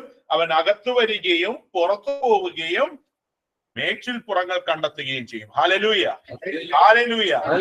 യേശുവാകുന്ന വാതിലിലൂടെ ഇവിടെ നമുക്കിവിടെ എല്ലാം ഈ യോഹന്നാന്റെ സുവിശേഷം 10 വായിക്കുമ്പോഴെല്ലാം ദൈവം പറയുന്നത്, യേശു പറയുന്നത് ഐ ആം. മോസസ് ദൈവത്തോട് ചോദിച്ചു, ഞാൻ ഇസ്രായേൽ ജനതയെടുത്ത് പോയിട്ട് നീ ആര്, നീ ഏത് ദൈവം എന്ന് ചോദിച്ചാൽ ഞാൻ എന്ത് പറയും? ദൈവം എന്താ പറഞ്ഞത്? ഞാനാകുന്നു. I am. എന്റെ പേര് I am, who I am. ഞാനാകുന്നു, ഐ ആം. ഈ ഐ ആമിന്റെ പൂർത്തീകരണങ്ങളാണ് യേശുവിലൂടെ നമ്മൾ ഈ കാണുന്ന മുഴുവനും. I am the door, I am the shepherd, I am. ആ ദൈവം തന്നെയാണ് ഈ ദൈവം എന്ന് നമുക്ക് കാണിച്ചു തരുന്ന അനേകം വചനങ്ങളാണ് ഇവിടെ എല്ലാം നമുക്ക് കാണുവാൻ സാധിക്കുന്നത്. അപ്പൊ ദൈവം പറയാണ്, ഞാനാണ് വാതിൽ, എന്നിലൂടെ നിങ്ങൾ പ്രവേശിക്കും. എന്നിലൂടെ പ്രവേശിക്കാത്തവർക്ക് ആർക്കും രക്ഷയുണ്ടാവുകയില്ല. എന്നിലൂടെ പ്രവേശിക്കുകയും എന്നിലൂടെ ജീവിക്കുകയും എന്നിലൂടെ ഇറങ്ങിപ്പോവുകയും ചെയ്യുന്നവർ അവർ നിത്യജീവൻ പ്രാപിക്കും. മേച്ചിൽപ്പുറങ്ങളിലേക്ക് കടന്നു ചെല്ലും. അവരുടെ ജീവിതത്തിൽ ഐശ്വര്യമുണ്ടാകും. അവര് ദൈവത്തെ അറിയും, നിത്യജീവനിലേക്ക് കടന്നു വരും. അപ്പം ദൈവം സ്നേഹം പ്രകടിപ്പിക്കുന്ന ഒന്നാമത്തത്, ദൈവം നമ്മളെ പേര് ചൊല്ലി വിളിക്കുന്നു, ദൈവം നമ്മളെ അറിയുന്നു. 2, ദൈവമാകുന്ന വാതിൽ, യേശുവാകുന്ന വാതിൽ നമുക്കായിട്ട് സ്നേഹത്തോടെ തുറന്നിട്ടേക്കുന്നു. നമുക്കറിയാം ധൂർത്തപുത്രന്റെ ഉപമ. ധൂർത്തപുത്രന്റെ ഉപമയിലെ പിതാവിനെ വിട്ടുപോകുന്ന ധൂർത്തപുത്രൻ, അവൻ അവിടെ ഇരുന്നിട്ട് പറയുകയാണ്, ഞാൻ എന്റെ അവസാനം അവൻ എല്ലാം നഷ്ടപ്പെട്ട് കഴിയുമ്പോൾ അവൻ പരിതപിച്ചുകൊണ്ട് പറയുകയാണ്, ഞാൻ ഇനി പിതാവിന്റെ അടുത്തേക്ക് തിരിച്ചു പോകും. അനുദപിച്ചിട്ട് തിരിച്ചു പോയി ഞാൻ എന്റെ അപ്പന്റെ കാലിൽ വീഴും, മാപ്പ് പറയും, ഒക്കെ ചെയ്യും. അവൻ വലുതും പറഞ്ഞു? അവൻ തിരിച്ചു വന്ന് എന്തെങ്കിലും പറഞ്ഞു? ഇല്ല. അവൻ മനസ്സിൽ ചിന്തിച്ചതേ ഉള്ളൂ ഞാൻ പോകുമെന്ന്. അവൻ അനുദപിച്ചതേ ഉള്ളൂ. അവൻ തിരിച്ചു വരുന്നത് ദൂരെ നിന്ന് കണ്ട് ഓടിച്ചെന്ന് അവനെ കെട്ടിപ്പിടിച്ച് മാറോട് ചേർത്ത് അവന് പുതിയ വസ്ത്രം ഇട്ട് കൊടുത്ത് മുദ്രമോതിരം കൊടുത്ത് അവനെ തിരിച്ചു വന്നത് സന്തോഷിക്കുന്ന അപ്പൻ. ഹല്ലേലൂയ. പ്രിയപ്പെട്ടവരെ, നമ്മളൊരു വാക്ക് മനസ്സിൽ എന്റെ യേശുവിനെ ഒന്ന് തിരിച്ചു ചെല്ലണം, അപ്പാ എന്ന് വിളിച്ചു കഴിഞ്ഞാൽ യേശു നമ്മുടെ തൊട്ട്. നമ്മൾ അങ്ങോട്ട് പോണ്ട. അപ്പാ എന്നൊന്ന് വിളിച്ചിട്ട് ഒന്ന് തിരിഞ്ഞു നിന്ന് നോക്കിയേ, യേശു അവിടെ ഉണ്ടാവും. Hallelujah, hallelujah. നമുക്ക് വേണ്ടി വാതിലാകുന്ന, അവനാകുന്ന വാതില് അവന്റെ ജീവിതമാകും. നമുക്കറിയാം യേശു മരിച്ചപ്പോൾ തിരശ്ശീല കീറിപ്പോയി. എന്താണത്? ഞാൻ നേരത്തെ പറഞ്ഞിട്ടുണ്ടെന്ന് തോന്നുന്നു. നമ്മള് കുരിശിന്റെ വഴി ചൊല്ലുമ്പോൾ 12 ആസനം ചൊല്ലുമ്പോൾ നമ്മൾ പറയുന്നുണ്ട് കർത്താവ് മരിച്ചു, പാറകൾ ഇളകി പ്രതാലയങ്ങൾ തുറക്കപ്പെട്ടു, ദേവാലയത്തിന്റെ എന്താണ് തിരശ്ശീല നടുവേ കീറിപ്പോയത്? എന്ത് തിരശ്ശീലയാണ് കീറിപ്പോയത്? യേശു മരിച്ചപ്പോൾ എന്താണ് തിരശ്ശീല കീറിപ്പോവാൻ കാരണം? ചുമ്മാ വെറുതെ നാടകം അവസാനിച്ചു എന്നുള്ള രീതിയിലാണ്. നമുക്ക് പഴയ സിനഗോഗുകളെ കുറിച്ച് പഠിക്കണം. പഴയ ദൈവത്തിന്റെ ആരാധന ആലയങ്ങളിലെ ഒരു തിരശ്ശീലയുണ്ട്. ഈ തിരശ്ശീലയ്ക്ക് അപ്പുറത്ത് കയറാൻ ആർക്കാ അനുവാദമുള്ളത്? മുഖ്യ പുരോഹിതൻ. അതും വർഷത്തിലൊരിക്കൽ പാപപരിഹാര ബലി അർപ്പിക്കുവാനായിട്ട് അകത്ത് കടന്നു ചെല്ലണം. ഈ കടന്നു ചെല്ലുമ്പോൾ എങ്ങനെയാണ് കടന്നു ചെല്ലുന്നത്? അവന്റെ ശരീരം മുഴുവനും മണികള്, കിലുങ്ങുന്ന മണികളുള്ള ഡ്രസ്സിട്ടുകൊണ്ടാണ് കയറി ചെല്ലുന്നത്. എന്നിട്ട് നടുവിന് ഒരു അരപ്പട്ട കെട്ടി ആ അരപ്പട്ടയിൽ ഒരു കയറ് പുറത്തേക്ക് ഇട്ടേക്കും. ഇവൻ ഇതിനകത്ത് ചെല്ലുമ്പോൾ ഇവൻ ഏതെങ്കിലും പാപത്തോടുകൂടിയാണ് ഈ തിരശ്ശീലയ്ക്കുള്ളിൽ കടന്നു ചെല്ലുന്നത്. അവിടെ പാപപരിഹാര ബലിയും ബലിയർപ്പിക്കുമ്പോൾ, ദൈവത്തിന് ആരാധന അർപ്പിക്കാൻ കടന്നു ചെല്ലുമ്പോൾ അവൻ ഏതെങ്കിലും പാപത്തിലാണെങ്കിൽ എന്ത് പറ്റും? അവൻ മരിച്ചു വീഴും. അവൻ മരിച്ചു വീണാൽ എങ്ങനെ എടുക്കും? അത് എടുക്കാൻ വേണ്ടിയിട്ടാണ് മറ്റാരും അകത്ത് കയറാൻ പാടില്ല. അതുകൊണ്ടാണ് ഇതിന്റെ പുറത്തിട്ടേക്കുന്ന വലിച്ചെടുക്കുക. ഇവന്റെ മണിനാദം കേൾക്കാതിരിക്കുന്ന സമയം വന്നു കഴിഞ്ഞാൽ ഇവൻ ആരാധന അർപ്പിച്ചുകൊണ്ടിരിക്കുമ്പോഴൊക്കെ ഇവൻ ഇങ്ങനെ ശരീരത്തിന്റെ ആ വസ്ത്രത്തിൽ ഇട്ടിരിക്കുന്ന മണികളുടെ ശബ്ദം പുറത്ത് കേൾക്കും. അത് കുറെ നേരം കേൾക്കാതിരുന്ന് കഴിഞ്ഞാൽ പുറത്ത് നിൽക്കുന്നവർ മനസ്സിലാക്കിക്കോണം, അകത്ത് കയറിയ പുരോഹിതൻ മരിച്ചു. ആ ബോഡി പുറത്തോട്ട് വലിച്ചെടുക്കണം. അകത്ത് കയറാൻ പാടില്ല, തിരശ്ശീലയ്ക്കുള്ളിലേക്ക് കയറാൻ പാടില്ല. അതിവിശുദ്ധ സ്ഥലമാണ്. ആ തിരശ്ശീലയാണ് കീറി മാറിയത്. ക്രിസ്തുവിന്റെ മരണത്തോടുകൂടി വാതിന് തുറക്കുകയാണ്. ആ വിശുദ്ധ സ്ഥലത്തേക്ക് നമുക്കിനി ധൈര്യപൂർവ്വം കടന്നു ചെല്ലാം. കാരണം എനിക്ക് വേണ്ടി മരിച്ച എന്റെ ഇടയനായ യേശുക്രിസ്തുവിന്റെ രക്തമുണ്ട്. Hallelujah, hallelujah. ആ വിരിക്കുള്ളിലേക്ക് അതിവിശുദ്ധ സ്ഥലത്തേക്ക്, ദൈവം ഇരിക്കുന്ന സ്ഥലത്തേക്ക് കടന്നു ചെല്ലുവാൻ ഇനി നമ്മുടെ പാപങ്ങളൊന്നും ഒരു തടസ്സമല്ല. കാരണം എനിക്ക് വേണ്ടി മരിച്ച എന്റെ ഇടയനുണ്ട്. Hallelujah, hallelujah. മൂന്നാമത്തത്, നമ്മളെ സ്നേഹത്തിനെ കുറിച്ച് പറഞ്ഞിട്ട് മൂന്നാമത്തത്, ഒരു സ്നേഹമുള്ള വ്യക്തി ചെയ്തെന്താണ്? നമ്മളെ നയിക്കുകയും പ്രൊട്ടക്ട് ചെയ്യുകയും ചെയ്യും. എസെക്കിയേൽ പ്രവാചകന്റെ പുസ്തകം 34-ാം അധ്യായം. പഴയ നിയമത്തിലേക്ക് നമ്മളൊന്ന് ചെല്ലുകയാണ്. എസെക്കിയേൽ പ്രവാചകന്റെ പുസ്തകം 34-ാം അധ്യായം 11 മുതൽ 16 വരെയുള്ള വാക്യം. ദൈവമായ കർത്താവ് അരുളി ചെയ്യുന്നു. അതിന്റെ ഹെഡിങ് ഒന്ന് കാണാൻ പറ്റുന്നുണ്ട്. കർത്താവ് ഇടയൻ. കർത്താവ് ഇടയൻ. നോക്കിയേ, 120 നമ്മള് സങ്കീർത്തനം 23 വായിക്കുന്നു, കർത്താവ് നല്ല ഇടയൻ. എസെക്കിയേൽ പ്രവാചകനിലൂടെ ദൈവം വർഷങ്ങൾക്ക് മുമ്പ് അനൗൺസ് ചെയ്തു, കർത്താവ് ഇടയനാണ്. കർത്താവ് ഇടയനാണ്. 34-ാം അധ്യായത്തിന്റെ 11 മുതൽ 16 വരെ ഒന്ന് വായിച്ചേ. ദൈവമായ കർത്താവ് അരുളി ചെയ്യുന്നു, ഇതാ ഞാൻ തന്നെ എന്റെ ആടുകളെ അന്വേഷിച്ച് കണ്ടുപിടിക്കും. ആടുകൾ ചിതറിപ്പോയാൽ ഇടയൻ അവയെ അന്വേഷിച്ചിറങ്ങും. അതുപോലെ ഞാൻ എന്റെ ആടുകളെ അന്വേഷിക്കും. കാറു നിറഞ്ഞ് അന്ധകാരപൂർണമായ ആ ദിവസം ചിതറിപ്പോയ ഇടങ്ങളിൽ നിന്നെല്ലാം ഞാൻ അവയെ വീണ്ടെടുക്കും. ജനതകളുടെ ഇടയിൽ നിന്ന് ഞാൻ അവയെ കൊണ്ടുവരും. രാജ്യങ്ങളിൽ നിന്ന് ഞാൻ അവയെ ഒരുമിച്ച് കൂട്ടും. സ്വദേശത്തേക്ക് അവയെ ഞാൻ കൊണ്ടുവരും. ഇസ്രായേലിലെ മലകളിലും നീരുറവകൾ കരികിലും മനുഷ്യവാസമുള്ള എല്ലാ ഇടങ്ങളിലും ഞാൻ അവയെ മേയ്ക്കും. നല്ല പുൽത്തകിടികളിൽ ഞാൻ അവയെ മേയ്ക്കും. ഇസ്രായേലിലെ ഉയർന്ന മലകളിൽ ആയിരിക്കും അവയുടെ മേച്ചിൽ സ്ഥലങ്ങൾ. അവിടെ നല്ല മേച്ചിൽ സ്ഥലത്ത് അവ കിടക്കും. ഇസ്രായേൽ മലകളിലെ സമൃദ്ധമായ പുൽത്തകിടിയിൽ അവ മേയും. ദൈവമായ കർത്താവ് അരുളി ചെയ്യുന്നു, ഞാൻ തന്നെ എന്റെ ആടുകളെ മേയ്ക്കും. ഞാൻ അവയ്ക്ക് വിശ്രമസ്ഥലം നൽകും. നഷ്ടപ്പെട്ടതിനെ ഞാൻ അന്വേഷിക്കും. വഴിതെറ്റിപ്പോയതിനെ ഞാൻ തിരികെ കൊണ്ടുവരും. മുറിവേറ്റതിനെ ഞാൻ വെച്ചുകെട്ടും. ബലഹീനമായതിനെ ഞാൻ ശക്തിപ്പെടുത്തും. കൊഴുത്തതിനെയും ശക്തിയുള്ളതിനെയും ഞാൻ സംരക്ഷിക്കും. നീതിപൂർവം ഞാൻ അവയെ പോറ്റും. Hallelujah, hallelujah. പ്രിയപ്പെട്ടവരെ, ഇത് വായിക്കുമ്പം നമുക്ക് എന്തുമാത്രം സന്തോഷം ഉണ്ടാകുന്ന വചനങ്ങളാണ്. നമ്മൾ എവിടെ നഷ്ടപ്പെട്ടു പോയതാണെങ്കിൽ ദൈവമായ കർത്താവ് അരുളി ചെയ്യുകയാണ്, ഞാൻ തന്നെ എന്റെ ആടുകളെ മേയ്ക്കും. ഞാൻ അവയ്ക്ക് വിശ്രമ സ്ഥലം നൽകും. നഷ്ടപ്പെട്ടതിനെ ഞാൻ അന്വേഷിക്കും. വഴിതെറ്റിപ്പോയതിനെ ഞാൻ തിരികെ കൊണ്ടുവരും. മുറിവേറ്റതിനെ ഞാൻ വച്ചുകെട്ടും, ബലഹീനമായതിനെ ഞാൻ ശക്തിപ്പെടുത്തും, കൊഴുത്തതിനെയും ശക്തിയുള്ളവരെയും ഞാൻ സംരക്ഷിക്കും, നീതിപൂർവം ഞാൻ അവയെ പോറ്റും. നീതിപൂർവം. ഇന്ന് നമ്മൾ നീതിപൂർവം നിൽക്കുന്നുണ്ടെങ്കിൽ അത് നമ്മുടെ ആരുടെയും കഴിവല്ല, കർത്താവായ യേശുക്രിസ്തുവിന്റെ നീതിയാൽ, അവന്റെ മരണത്താല്, അവന്റെ നീതിയാല് നമ്മൾ നീതീകരിക്കപ്പെടുകയാണ്. ഹല്ലേലൂയ.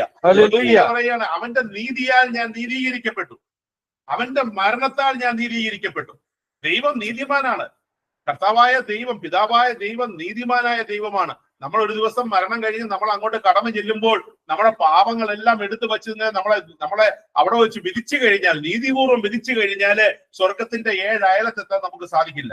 പക്ഷേ ക്രിസ്തുവിന്റെ രക്തത്താല് എന്റെ പാപങ്ങൾ കഴുകിക്കളഞ്ഞ് ഞാൻ നിൽക്കുമ്പോൾ അവിടെ നമ്മൾ നീതീകരിക്കപ്പെടുകയാണ്. സ്വർഗത്തിലേക്ക് കടന്നു ചെല്ലുവാൻ, തിരശീല കീറിപ്പോയ തിരശീലയ്ക്കുള്ളിലേക്ക് യേശുവിന്റെ തിരുരക്തത്താല് കടന്നു ചെല്ലുവാൻ നമുക്ക് പ്രവേശനം കിട്ടുകയാണ്. Hallelujah, hallelujah. ദൈവം, അപ്പൊ ക്രിസ്തു അവന്റെ സ്നേഹം നമുക്ക് കാണിക്കുന്നത് നമ്മളെ നയിക്കുകയും നമുക്ക് നല്ല പുൽമേടുകളിലേക്ക് നമ്മളെ നയിക്കുന്ന ദൈവം. നമ്മുടെ ജീവിതത്തിൽ നമുക്ക് അനുഗ്രഹങ്ങൾ ഉണ്ടാകുന്നത്, നമ്മളെ വെട്ടി ഒരുക്കുന്നതെല്ലാം ദൈവമാണ്. അവൻ ഇടയനായത് കൊണ്ടാണ്. നമുക്ക് ചിലപ്പോൾ നമ്മൾ പാപത്തിന്റെ വഴികളിലേക്ക് പോകുമ്പോൾ ചിലപ്പോൾ നമുക്കൊരു അടിയൊക്കെ കിട്ടിയെന്ന് വരും. അത് സ്നേഹമുള്ളത് കൊണ്ടാണ്. ആ അടിയിൽ നമ്മൾ വീണു പോകുന്നില്ല. വചനം വീണ്ടും പറയുകയാണ്, ഞാൻ വെള്ളത്തിലൂടെ നടന്നേക്കാം, പക്ഷേ മുങ്ങിപ്പോവുകയില്ല. അഗ്നിയിലൂടെ നടന്നാലും എനിക്ക് പൊള്ളലേൽക്കുകയില്ല. ദൈവം പറയുന്നില്ല നീ വെള്ളത്തിൽ കൂടെ പോകില്ലെന്നൊന്നും. വെള്ളത്തിൽ കൂടെ പോകേണ്ടി വരും. ക്രിസ്ത്യാനിയാണോ, ക്രിസ്തുവിൽ നിൽക്കുന്നവനാണോ, വെള്ളത്തിൽ കൂടെ നടക്കേണ്ടി വരും, തീയിലൂടെ പോകേണ്ടി വരും. പക്ഷേ മുങ്ങിപ്പോവുകയില്ല. പക്ഷെ തീ പൊള്ളലേൽക്കില്ല.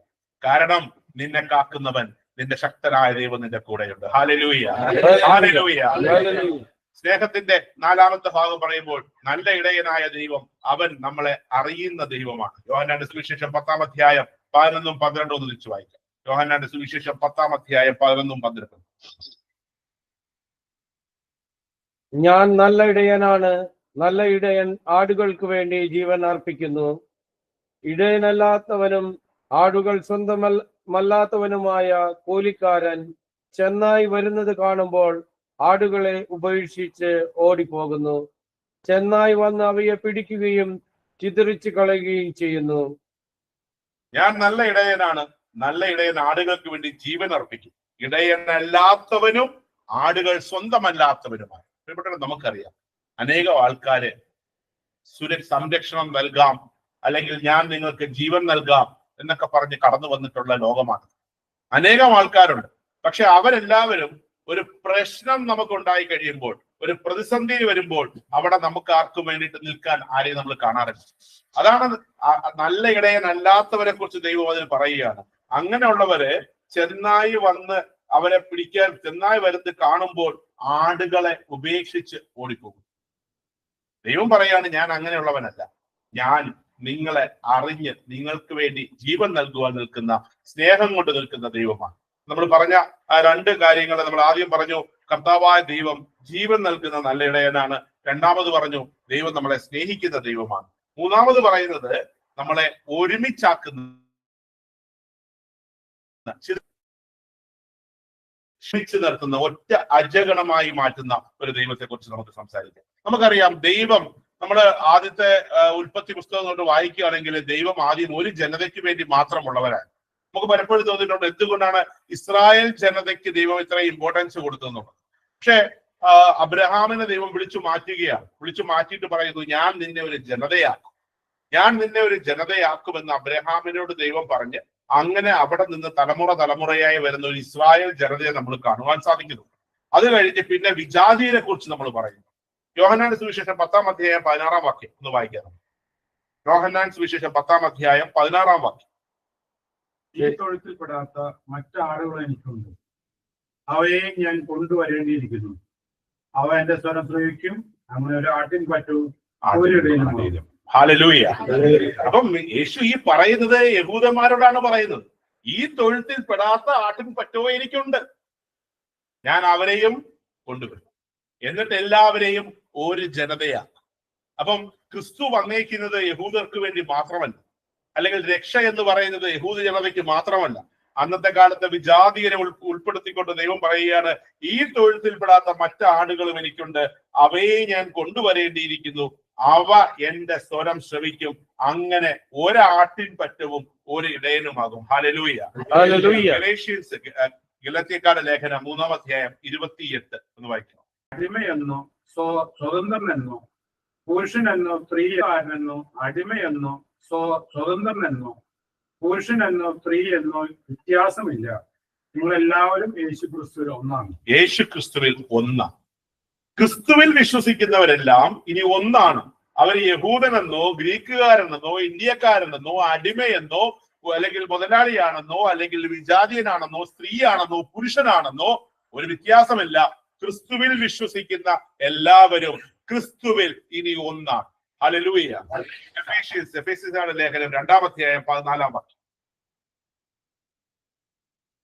കാരണം അവൻ നമ്മുടെ സമാധാനമാണ്. ഇരു കൂട്ടരെയും അവൻ ഒന്നിപ്പിക്കുകയും ശത്രുതയുടെ മതിലുകൾ തകർക്കുകയും ചെയ്തു. ഇരു കൂട്ടരെയും, അതായത് യഹൂദന്മാരെന്ന് പറയുന്നവർക്ക് ഒരു പ്രിവിലേജ് ഉണ്ടായിരുന്നു. അവരാണ് ദൈവത്തിന്റെ തിരഞ്ഞെടുക്കപ്പെട്ട ജനം. അവരിലൂടെയാണ് ദൈവം രക്ഷ നൽകുന്നത്. ഈ യഹൂദന്മാർക്കുണ്ടായിരുന്ന ആ പ്രിവിലേജ് കർത്താവായ യേശു ക്രിസ്തു അവിടെ ഇല്ലാതാക്കിയ വിജാതിയെയും യഹൂദരെയും എല്ലാവരെയും ഒന്നാക്കിക്കൊണ്ട് ഇനി ഒറ്റ ഇതേയുള്ളൂ, ക്രിസ്തുവിൽ വിശ്വസിക്കുന്നവരും വിശ്വസിക്കാത്തവരും. Hallelujah, hallelujah. രക്ഷിക്കപ്പെട്ടവരും രക്ഷിക്കപ്പെടാത്തവരും. ഹല്ലേലൂയ. പ്രിയപ്പെട്ടവരെ, നമുക്ക് ക്രിസ്തുവിലായിരിക്കുന്ന എല്ലാവരും ഇനി ഒന്നാണ്. ഒരു ഇടയന്റെ കീഴിലുള്ള ആട്ടിൻപറ്റമാണ്. അതിന് വേറെ ഇനി വ്യത്യാസങ്ങളൊന്നുമില്ല. സക്കറിയയുടെ പുസ്തകം 11-ാം അധ്യായം 15-ഉം 16-ഉം ഒന്ന് എടുക്കുക. അതിനു മുമ്പ് ഞാൻ യോഹന്നാന്റെ സുവിശേഷം 11-ാം അധ്യായത്തിന്റെ അവസാനത്തെ കുറച്ച് വാക്യങ്ങൾ ഞാനൊന്ന് വായിക്കാം. യോഹന്നാന്റെ സുവിശേഷം 11-ാം അധ്യായം 49. അതിങ്ങനെ പറയുകയാണ്: അവരിൽ ഒരുവനും ആ വർഷത്തെ പ്രധാന പുരോഹിതനുമായ കയ്യഫാസ് പറഞ്ഞു, നിങ്ങൾക്കൊന്നും അറിഞ്ഞുകൂടും. ജനം മുഴുവൻ നശിക്കാതിരിക്കാനായി അവർക്ക് വേണ്ടി ഒരുവൻ മരിക്കുന്നത് യുക്തമാണെന്ന് മനസ്സിലായി. അവൻ ഇത് സ്വമേധയാ പറഞ്ഞതല്ല, പ്രത്യുത ആ വർഷത്തെ പ്രധാന പുരോഹിതൻ എന്ന നിലയിൽ ജനത്തിന് വേണ്ടി യേശു മരിക്കേണ്ടിയിരിക്കുന്നു എന്ന് പ്രവചിക്കുകയായി. ജനത്തിന് വേണ്ടി മാത്രമല്ല, ചിതറിക്കിടക്കുന്ന ദൈവമക്കളെ ഒരുമിച്ച് കൂട്ടുന്നതിന് വേണ്ടിയും. ഹല്ലേലൂയ. അപ്പൊ അവിടത്തെ ഉള്ള ജനത്തിന് വേണ്ടി മാത്രമല്ല, കയ്യഫാസിനെ കൊണ്ട് അങ്ങനെ ദൈവം പറയിപ്പിച്ചത് ആ യഹൂദർക്ക് വേണ്ടി മാത്രമല്ല, ചിതറിക്കപ്പെടുന്ന എല്ലാവരെയും ഒരുമിച്ച് കൂട്ടുന്നതിന് വേണ്ടിയിട്ടാണ്. ഒരുമിച്ച് കൂട്ടുന്ന ദൈവം തന്റെ മക്കളെ, ലോക സമൂഹത്തെ മുഴുവനും, മനുഷ്യ മക്കളെ മുഴുവനും രക്ഷിക്കാൻ വേണ്ടി വന്ന ദൈവം എല്ലാവരെയും ഒരുമിച്ച് കൂട്ടി ഒരാട്ടിൻ പറ്റമാക്കി മാറ്റുവാനായിട്ട് തന്റെ ജീവൻ നൽകി തന്റെ സ്നേഹത്തിലൂടെ വളർത്തിക്കൊണ്ടുവന്ന ദൈവമാണ്. ഇന്ന് പറ്റുന്ന ഒരു കുഴപ്പം എന്താണെന്നറിയാം, നമ്മൾ സംസാരിക്കുന്ന മുഴുവനും പ്രോസ്പെരിറ്റി ഗോസ്പലാണ്. നീ ദൈവത്തിൽ വിശ്വസിച്ചാൽ നിനക്ക് അനുഗ്രഹം ഉണ്ടാവും, നിനക്ക് IATS പാസ്സാകാം, നിന്റെ മക്കള് പഠിച്ചു വലുതാകും, നിനക്ക് സമൃദ്ധി ഉണ്ടാകും. ഈ പ്രോസ്പെരിറ്റി ഗോസ്പല് കാരണം ലോകത്ത് ദൈവത്തിന്റെ തെറ്റായ ഒരു നിർദ്ദേശമാണ് നമ്മൾ കൊടുത്തുകൊണ്ടിരിക്കുന്നത്. ദൈവത്തിൽ വിശ്വസിക്കുന്നവർ കഷ്ടപ്പെടാൻ തയ്യാറായേ പറ്റൂ, സഹിക്കേണ്ടത് സഹിച്ചേ പറ്റൂ. പക്ഷേ ഒന്ന് ഉറപ്പിക്കണം, എന്റെ ഈ കഷ്ടപ്പാടുകളുടെ അന്ത്യത്തിൽ ദൈവം എന്റെ കൂടെയുണ്ട്, എന്റെ സഹായകനായ കർത്താവ് എന്റെ കൂടെയുണ്ട്, എനിക്ക് അനർത്ഥമായതൊന്നും സംഭവിക്കില്ല. ഹല്ലേലൂയ. ഞാൻ എപ്പോഴും പറയാറുള്ള കാര്യമാണ്, മോസസിന്റെ അവസ്ഥ ആലോചിക്കുക. 40 വർഷം ആ ജനത്തെ മുഴുവനും കഷ്ടപ്പെട്ട് നയിച്ച് അവിടെ വരെ കൊണ്ടുവന്നു കഴിഞ്ഞപ്പോൾ ഒരു ചെറിയ കുറ്റത്തിന്റെ പേരിൽ, ഒരു അനുസരണക്കേടിന്റെ പേരില് ദൈവം മലയുടെ മുകളിൽ കയറ്റിയെടുത്തിട്ട് പറയാണ്, എടാ മോനെ, ആ കാണുന്നതാണ് ഞാൻ നിന്റെ ജനത്തിന് കൊടുക്കാൻ പോകുന്നത്, നീ അങ്ങോട്ട് കയറണ്ട. എന്ത് തെറ്റാണ് ദൈവം ചെയ്തത്? പുറപ്പാടൊക്കെ വായിക്കുമ്പോൾ കരഞ്ഞു പോയിട്ടുണ്ട്, ഈ ഒരു ചെറിയ തെറ്റിന്റെ പേരിൽ ദൈവം അങ്ങനെ ചെയ്തല്ലോ എന്നുള്ളത്. പക്ഷെ നമുക്ക് ദൈവം എന്തുമാത്രം സ്നേഹവാനാണെന്നുള്ളത് പിന്നീട് നമുക്ക് കാണുവാൻ സാധിക്കും. യാക്കോബിന്റെ പുസ്തകത്തിൽ ദൈവം പറയുന്നത്, മൈക്കിൾ പറയുകയാണ്, മോശയുടെ ശരീരത്തിന് വേണ്ടി സാത്താൻ അടിയിട്ടപ്പോൾ ഞാൻ അവനോട് ദൈവം നിന്നെ ശിക്ഷിക്കട്ടെന്ന് മാത്രം പറഞ്ഞുകൊണ്ട് വിട്ടുവിട്ടു. അപ്പൊ നമ്മുടെ ഓരോ പാപത്തിന് വേണ്ടിയിട്ടും, നമ്മുടെ ജീവന് വേണ്ടിയിട്ടും, ശരീരത്തിന് വേണ്ടിയിട്ടും കണക്ക് പറയാൻ നിൽക്കുന്ന സാത്താനുണ്ട്. ആ സാത്താനെ തോൽപ്പിക്കുവാൻ ഒരുപക്ഷെ ഈ ലോകത്ത് ദൈവം നമുക്ക് ചില വേദനകൾ അനുവദിച്ചു.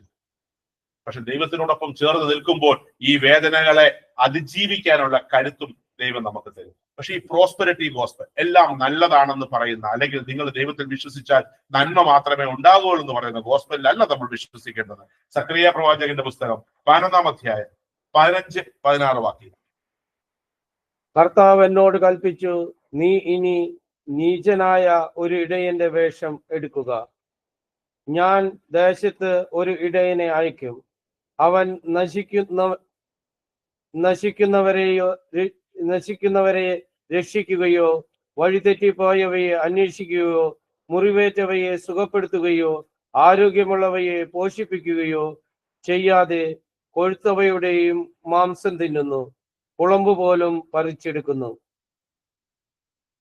ഞാൻ നിനക്കൊരു ഇടയന്റെ വേഷം എടുത്തു, നീ എടുക്കുക, നീ ആ ഇടയനെ അയക്കും. അവൻ നശിക്കുന്നവയെ രക്ഷിക്കുകയോ വഴിതെറ്റിപ്പോയവയോ അന്വേഷിക്കുകയോ മുറിവേറ്റവയെ, നമ്മൾ ഇതുവരെ വായിച്ചതിന്റെ നേരെ ഓപ്പോസിറ്റ് ആയിട്ടുള്ളതാണ്.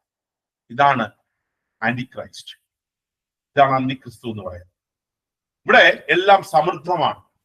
അതായത് നശിച്ചു പോകുന്നവരെ ഒന്ന് രക്ഷപ്പെടുത്താനുള്ള ആർക്കും വയ്യ, അല്ലെങ്കിൽ വഴിതെറ്റിപ്പോയവരെ തിരിച്ചു കൊണ്ടുവരാൻ പറ്റത്തില്ല. അവിടെ അത് കഴിഞ്ഞൊരു സെന്റൻസ് പറയുന്നുണ്ട്, ആരോഗ്യമുള്ളവയെ പോഷിപ്പിക്കുകയോ ചെയ്യാതെ കൊഴുത്തവയുടെ മാംസം തിന്നുന്നു, കുളമ്പ് പോലും പറിച്ചെടുക്കുന്നു. ഒരു ഇടയനാണ്. അവൻ വഴിതെറ്റിപ്പോയതിനെ തിരിച്ചു കൊണ്ടുവരുന്നില്ല, മുറിവേറ്റവയെ വച്ചു കെട്ടുന്നില്ല, പകരം കൊഴുത്തതിനെ അവൻ പോഷിപ്പിക്കുകയും അതിന്റെ മാംസം അവസാനം കഴിക്കുകയും അതിന്റെ കുളമ്പ് പോലും ഊരിപ്പറിച്ചെടുക്കുകയും ചെയ്യും. അതായത് ഈ ആട്ടിൻ പറ്റത്തിൽ നിന്നും എനിക്ക് എന്ത് ചെയ്യാൻ, എനിക്ക് എന്ത് ലഭിക്കുമെന്ന് ചിന്തിക്കുന്ന തെറ്റായ ഇടയൻ. ഈ ആട്ടിൻകുട്ടിയെ ഞാൻ വളർത്തി കൊണ്ടുവന്നാൽ ഇതിൽ നിന്നും എനിക്ക് എന്ത് ഉപകാരം ഉണ്ടാകും എന്ന് ചിന്തിക്കുന്ന അനേകം കള്ള ഇടയന്മാരുടെ ഇടയിലാണ് നമ്മളിന്ന് ജീവിക്കുന്നത്. പ്രിയപ്പെട്ടവരെ, ദൈവം അവിടെ കാണിച്ചു തരികയാണ്, ഇങ്ങനെയുള്ള ഒരു നീചനായ ഇടയനായിട്ടല്ല ക്രിസ്തു കടന്നു വരുന്നത്. അവന്റെ ജീവൻ നമുക്ക് വേണ്ടി നൽകുന്ന ഒരു വലിയ ഇടയനായിട്ടാണ്.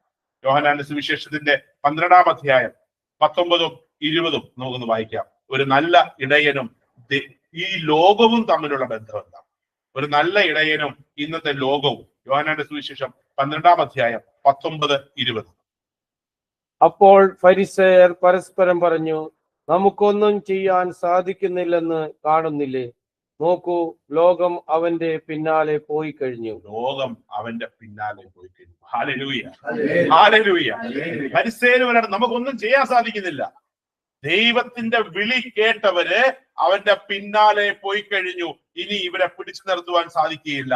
ദൈവം യേശുക്രിസ്തു അവനെ അറിയുന്നവര് അവന്റെ അനുയായികളായിട്ട്, അവന്റെ പിൻഗാമികളായിട്ട് മാറിക്കഴിഞ്ഞു. ഇനി നമുക്ക് എന്ത് ചെയ്യാൻ സാധിക്കും? ഹെബ്രായരുടെ പുസ്തകം 13-ാം അധ്യായം 20-21 അതും കൂടെ പറഞ്ഞ് നമ്മുടെ ഈ വചനം നമുക്ക് അവസാനിക്കാം. ഹെബ്രായരുടെ പുസ്തകം 13-ാം അധ്യായം 20-21. ആടുകളുടെ വലിയ ഇടയനെ, നമ്മുടെ കർത്താവ് യേശുവിനെ മരിച്ചവരിൽ നിന്ന് ഉയർപ്പിച്ച സമാധാനത്തിന്റെ ദൈവം നിത്യമായ ഉടമ്പടിയുടെ രക്തത്താൽ എല്ലാ നന്മകളും കൊണ്ട് നിങ്ങളെ ധന്യരാക്കട്ടെ. അങ്ങനെ യേശു ക്രിസ്തുവിലൂടെ നമ്മിൽ പ്രവർത്തിക്കുന്ന അവിടുത്തെ ഹിതം, അവിടുത്തേക്ക് അഭികാമ്യമായത് നിറവേറ്റാൻ നിങ്ങളെ സഹായിക്കട്ടെ. അവന് എന്നും എന്നേക്കും മഹത്വം ഉണ്ടായിരിക്കട്ടെ. ആമേൻ. ആടുകളുടെ വലിയ ഇടയവനെ, നമ്മുടെ കർത്താവായ യേശുവിന്, ആടുകളുടെ വലിയ ഇടയനെ കർത്താവായ യേശുവിന്, മരിച്ചവരിൽ നിന്നും ഉയർപ്പിച്ച സമാധാനത്തിന്റെ ദൈവം നിത്യമായ ഉടമ്പടിയുടെ രക്തത്താൽ എല്ലാ നന്മകളും കൊണ്ട് നിങ്ങളെ ധന്യരാക്കട്ടെ. ആമേൻ, ഹല്ലേലൂയ. പ്രിയപ്പെട്ടവരെ, ഈ ദിവസം നമ്മൾ നല്ല ഇടയന്റെ തിരുനാൾ ആഘോഷിക്കുന്ന ദിവസം. ഈ വചനം നിങ്ങളുടെ ജീവിതത്തിലേക്ക് അനുഗ്രഹമായി വർഷിക്കട്ടെ എന്ന് ഞാൻ ദൈവനാമത്തിൽ പ്രാർത്ഥിക്കും. ക്രിസ്തു നല്ല ഇടയനായിട്ടുള്ള ഒരാട്ടിൻപറ്റമാണ് നമ്മൾ. പക്ഷെ നമ്മുടെ ജീവിതത്തിലും ചില കർത്തവ്യങ്ങളുണ്ട്.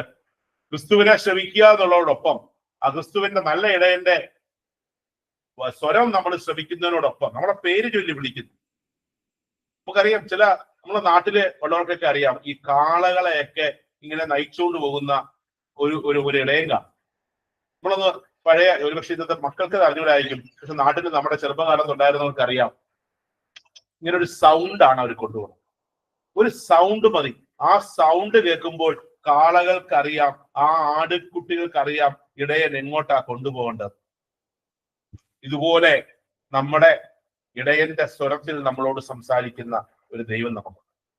ആ ദൈവത്തിന്റെ സ്വരം കേട്ടുകൊണ്ട് ആ ദൈവത്തിന്റെ ഇഷ്ടമനുസരിച്ച് ജീവിക്കുന്ന മക്കളായി മാറുവാൻ, അതോടൊപ്പം ദൈവം നമുക്ക് ഭരമേൽപ്പിച്ചിരിക്കുന്ന കുറെ ആട്ടിൻകുട്ടികൾ, അവരെ കണ്ടെത്തി ഈ ആലയത്തിലേക്ക്, ഈ ദൈവത്തിന്റെ ആട്ടിന്റെ ആലയത്തിലേക്ക് നമുക്ക് അവരെ കൂടെ കൊണ്ടുവരുവാൻ ദൈവം നമ്മളിലൂടെ ആഗ്രഹിക്കുക.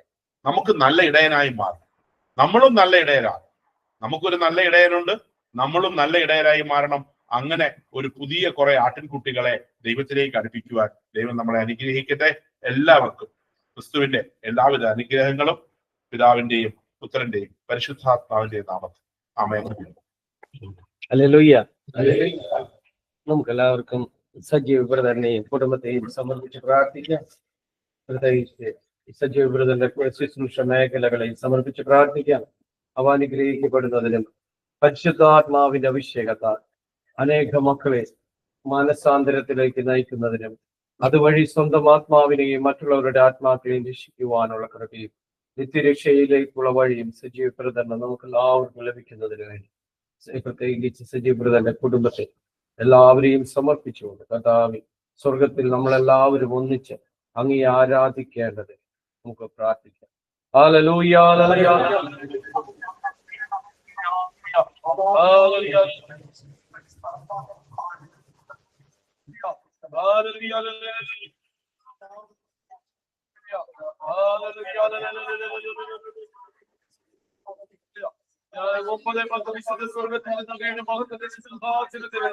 ജ്ഞാനത്തെ അയച്ചു തരണമേ, അവളെന്നോട് പ്രവസിക്കുകയും അധ്വാനിക്കുകയും ചെയ്യട്ടെ.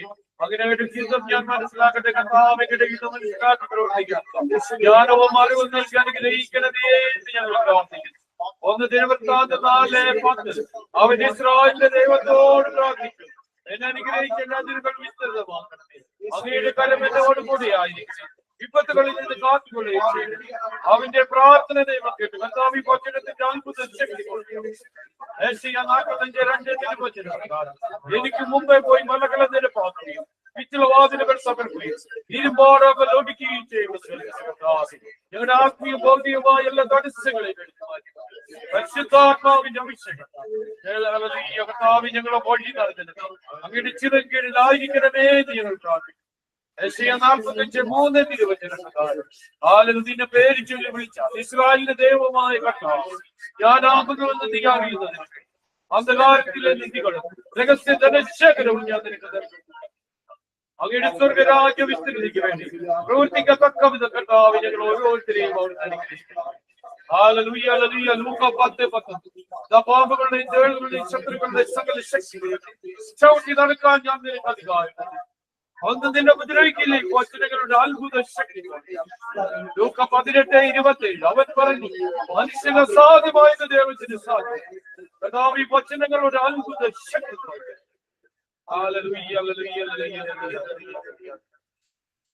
നമുക്ക് ആരാധനയ്ക്കായി നമ്മുടെ ഹൃദയങ്ങൾ ഒരുക്കാം. അവിടുന്ന് സജീവ് ബ്രദർ പറഞ്ഞതുപോലെ തന്നെ കർത്താവേ, അവിടുന്ന് യേശു സ്വയം സമർപ്പിക്കുകയായിരുന്നു. വലിയൊരു കാര്യമാണ്. മറ്റുള്ളവർക്ക് വേണ്ടി തന്റെ ജീവിതം സ്വയമായി അർപ്പിക്കത്തക്ക വിധത്തില് കർത്താവ്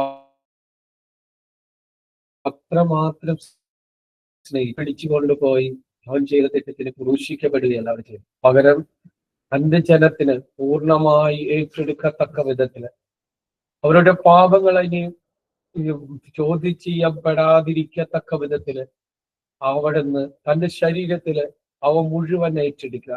നമ്മുടെ ഓരോ പാപങ്ങളെ ഏറ്റെടുത്തുകൊണ്ട് കർത്താവ് നമ്മളെ ഓരോരുത്തരെയും വിശുദ്ധീകരിക്കും.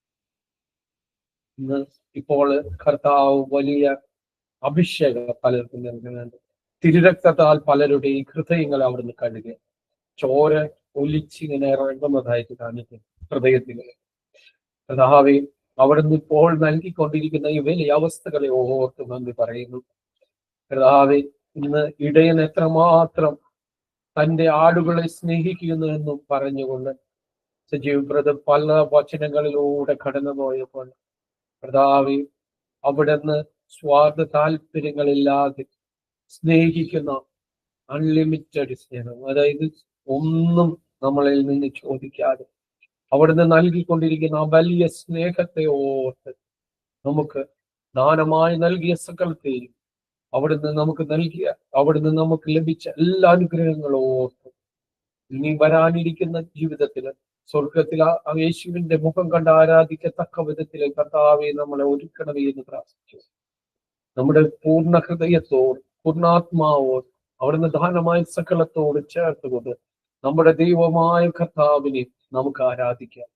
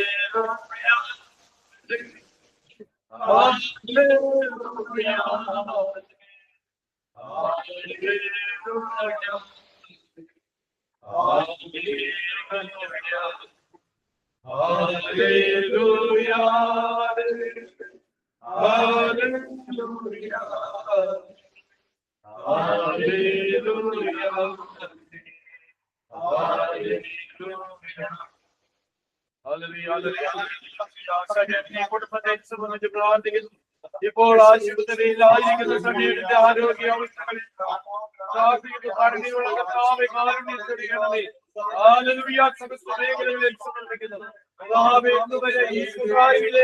പ്രാർത്ഥനയ്ക്കായി കടന്നു വന്നതിന്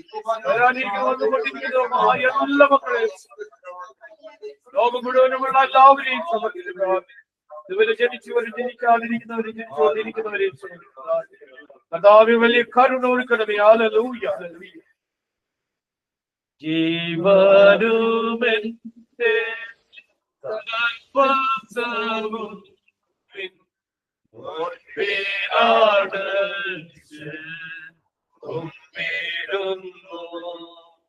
നിത്യസ്തുതിക്ക് യോഗ്യമായ ഞങ്ങളുടെ കുടുംബങ്ങളെ നിരന്തരം നയിച്ചുകൊണ്ടിരിക്കുന്ന പരിശുദ്ധ കുർബാനയ്ക്ക്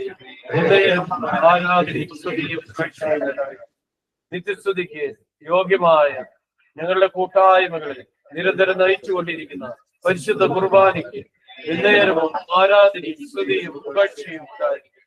നിത്യസ്തുതിക്ക് യോഗ്യമായ ഞങ്ങളുടെ രാജ്യങ്ങളെ നിരന്തരം നയിച്ചുകൊണ്ടിരിക്കുന്ന പരിശുദ്ധ കുർബാനയ്ക്ക് എന്നേരവും ആരാധനയും സ്തുതിയും പുകഴ്ചയും ഉണ്ടായിരിക്കും.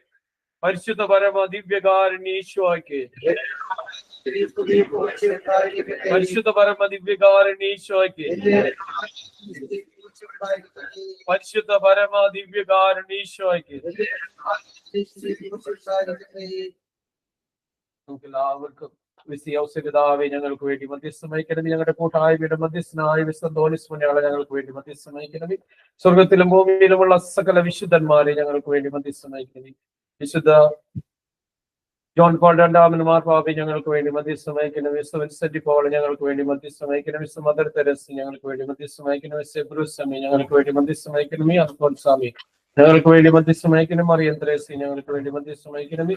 വിശുദ്ധ ചൗറ കുര്യാക്കോസ് സച്ചിനെ ഞങ്ങൾക്ക് വേണ്ടി മധ്യസ്ഥം വഹിക്കണം. ദൈവസഹായം പിള്ളയെ ഞങ്ങൾക്ക് വേണ്ടി മധ്യസ്ഥം വഹിക്കണമേ എന്ന് പ്രത്യേകം പ്രാർത്ഥിച്ചുകൊണ്ട് നമുക്കെല്ലാവർക്കും നമ്മുടെ പേരിന് കാരണദൂതന്മാരായ സകല വിശുദ്ധന്മാരെ ഞങ്ങൾക്ക് വേണ്ടി മധ്യസ്ഥം വഹിക്കണമേ എന്ന് പ്രത്യേകം പ്രാർത്ഥിച്ചുകൊണ്ട് നമുക്ക് വിശുദ്ധ പുരുഷന്റെ സംരക്ഷണം നേടാം. എന്റെ തമ്പുരാനെ വിശുദ്ധ പുരുഷന്റെ അടയാളം ഞങ്ങളെ രക്ഷിക്കാം. ഞങ്ങളുടെ പിതാവിന്റെയും പുത്രന്റെയും പരിശുദ്ധാത്മാവിന്റെയും നാമത്തിൽ ആമേൻ. യേശു എന്ന സമാധാനം നമുക്ക് പരസ്പരം പങ്കുവയ്ക്കാം. ശരിയായിരിക്കട്ടെ. എപ്പോഴും എപ്പോഴും എന്നേക്കും ശരിയായിരിക്കട്ടെ.